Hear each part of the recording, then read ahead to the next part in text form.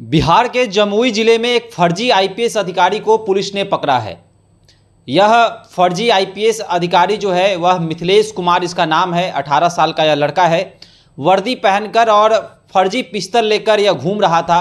Pulsar bike भी इसके पास से बरामद की गई है और इससे जब पूछताछ की गई, इसे जब पूछा गया तो उसने कई राज उगले हैं। इसने एक व्यक्ति पर भी आरोप लगाया है और इसने कहा है कि इस व्यक्ति ने इससे 2 लाख रुपए लिए और बदले में वर्दी और पिस्तौल भी दिया। इसकी मां से भी पुलिस ने पूछताछ की है। तमाम तरह की बातें सामने आई हैं। देखिए, इस विषय पर बातचीत करने के लिए मेरे साथ अखिल भारतीय अपराध विरोधी मोर्चा के राष्ट्रीय अध्यक्ष धनवंत सिंह राठौड़ हैं। धनवंत जी, फर्जी आईपीएस अधिकारी जो कि 18 साल का मात्र लड़का है, आईपीएस की वर्दी में घूम रहा है और पुलिस को जब शक हुआ तो पुलिस ने इसको पकड़ा। कैसे देखते हैं, कैसे 18 साल के बच्चे जो हैं वह फर्जीवाड़ा में सम्मिलित हो जा रहे हैं और ऐसे ऐसे लोगों के पास चले जा रहे हैं और इन लोगों से जो है पैसे जो है ऐंठ ले रहे हैं, जो भी फर्जी करते हैं लोग।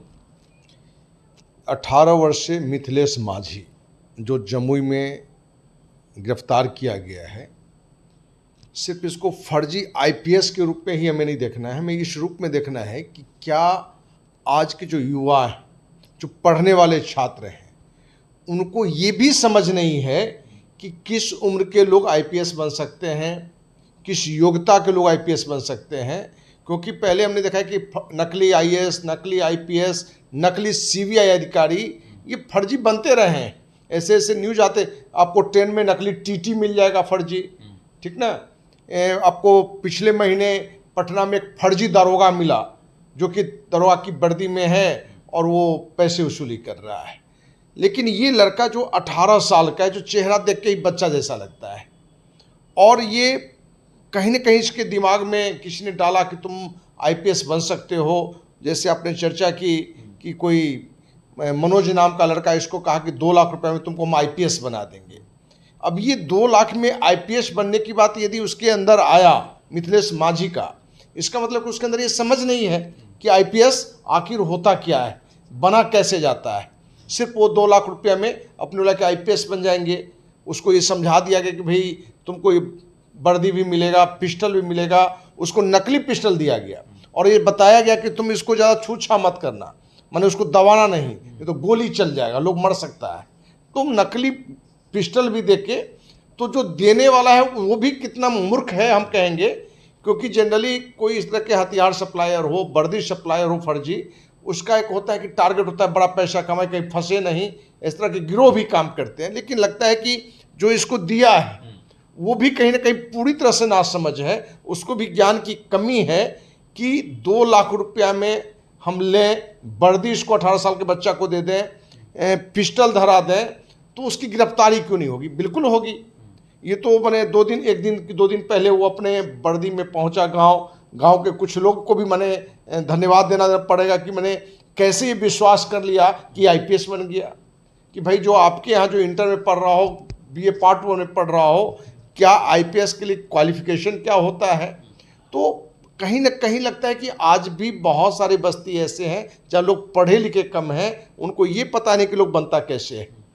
और इस तरह की गिरफ्तारी आने से ये लग रहा है कि कहीं ना कहीं हमारे युवा, जिनको लगता है कि मेहनत करके हम एक सिपाही बन सकते हैं, दरोगा बन सकते हैं, एसपी बन सकते हैं, आईएएस बन सकते हैं या अन्य विभागों में बड़े पद पर जा सकते हैं, उस पर फोकस नहीं करके कहीं कुछ पैसे देके फर्जी तरीके से हम कैसे बन सकते हैं। भाई फर्जी तरीके से भी लोग नौकरी में जाते हैं घूस देके, लेकिन ये तो पूरी फर्जी बनेनामा हो गया। तो ये बच्चा कहीं ना कहीं जो 18 साल का है, जो उसके चेहरे को आप देखेंगे तो कहीं से 18 वर्ष का भी नहीं दिखता है। और इस तरह की जो घटना जो सामने आया है, ये दर्शाता है कि आज अभिभावक को ये ध्यान देने की जरूरत है कि आपका बच्चा कर क्या रहा है, किस दिशा में जा रहा है। ये अलग बात है कि जो हमने अभी न्यूज़ देखा है उसमें दिया कि इसकी शादी भी कर दी गई। अब ये आश्चर्य है कि जिस नाबालिग की शादी हो गई, इस परिवार पर भी एक केस बनता है कि भाई आपने नाबालिग को कैसे शादी कर दिया। उसकी माँ से पूछा गया तो बताया कि 2 लाख का उसको गाड़ी मिला है। भाई 2 लाख की गाड़ी मिलती, 2 लाख रुपए कहाँ से फिर इसने दिया? अब इसकी पूरी पुलिस छानबीन करेगी कि आखिर इसमें क्या घटना है, कि कहीं इसके फर्जी जो आईपीएस पकड़ाया है उसको लेके कोई बड़े घटना को अंजाम देने की भी तो कोई सोच नहीं है। कुछ भी हो सकता है। और अभी पूरे देश में या अन्य जगह पर फर्जी इस तरह के वर्दी पहन के काले कारनामे करने वाले की कमी नहीं है। आप देखें, फर्जी वर्दी में, आर्मी के वर्दी में भी लोग कहीं मिल जाते हैं, पुलिस पदाधिकारी के रूप में मिल जाते हैं, सिपाही के रूप में मिल जाते हैं। ट्रेन में तो अक्सर घटना होता है कि फर्जी टिकट पैसा वसूली करते हुए पकड़ाया, फर्जी सिपाही पैसा वसूली करते हुए पकड़ाया। तो ये घटना हर परिवार को सोचना है कि आपके बच्चे कहाँ जा रहे हैं। क्या ज्ञान की कमी है, परिवार वालों की कमी है? क्योंकि माँ बाप, उसके माँ का भी बयान सामने आया है, उसकी माँ भी कह रही है कि मेरा कोई बात नहीं मानता था, खुद से जो है, या पैसा कहाँ से लाया, कैसे क्या कुछ किया, कुछ मुझे पता नहीं। तो क्या ज्ञान की कमी लग रही है? अब देखिए, ये सब जांच के विषय है। क्या इस वर्दी के आड़ में कोई घटना को अंजाम देने की बात हो रही होगी? क्योंकि जिस तरीके से इसको दिखाया गया है और जिस तरह का वो लड़का है, उसमें तो कोई भी उसको नहीं विश्वास करेगा कि आईपीएस अधिकारी है, बिना जांच के भी।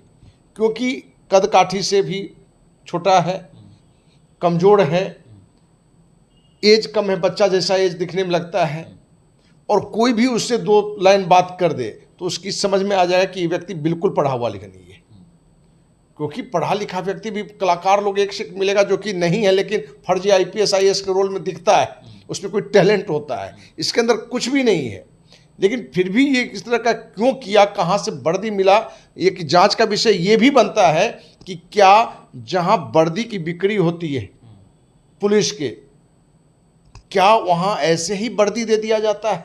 ये भी एक जांच का विषय है। क्योंकि आप तो कोई भी माने गिरोह है जो आपसे वर्दी ले लेगा और एक बड़ा घटना को अंजाम दे सकता है।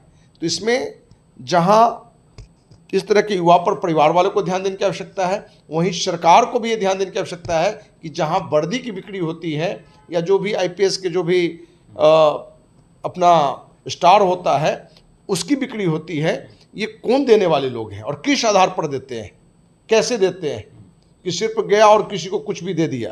क्योंकि हर चीज़ का एक आधार है।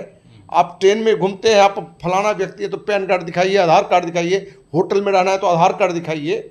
तो आपको क्या वर्दी देने के समय इन चीज़ों को देखना चाहिए, नहीं देखना चाहिए? तो ये सब जांच का विषय है और जो भी इसमें दोषी है बिल्कुल कार्रवाई होनी चाहिए।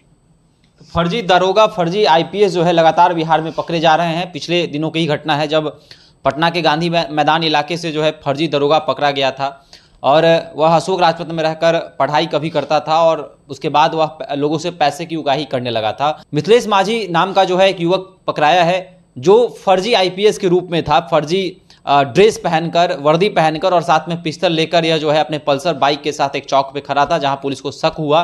उसके बाद पुलिस ने इसके साथ पूछताछ की तो पता चला यह एक फर्जी आईपीएस है और बाद में उसने ये भी खुलासा किया कि एक मनोज सिंह नाम के व्यक्ति ने इससे 2 लाख रुपए लिए थे और उसके बाद वर्दी इसे मुहैया कराया गया था, पिस्टल मुहैया कराया गया था और उसे कहा भी गया था कि इस पिस्टल को तुम चलाना मत। तो तमाम तरह की बातें जो है बिहार से सामने आ रही हैं। यह भी सवाल बनता है कि ऐसे और भी लोग क्या बिहार में घूम रहे हैं और क्या पैसे की उगाही कर रहे हैं? क्या इसकी भी जांच होनी चाहिए? अभी हमारे साथ साझा कर सकते हैं। धन्यवाद।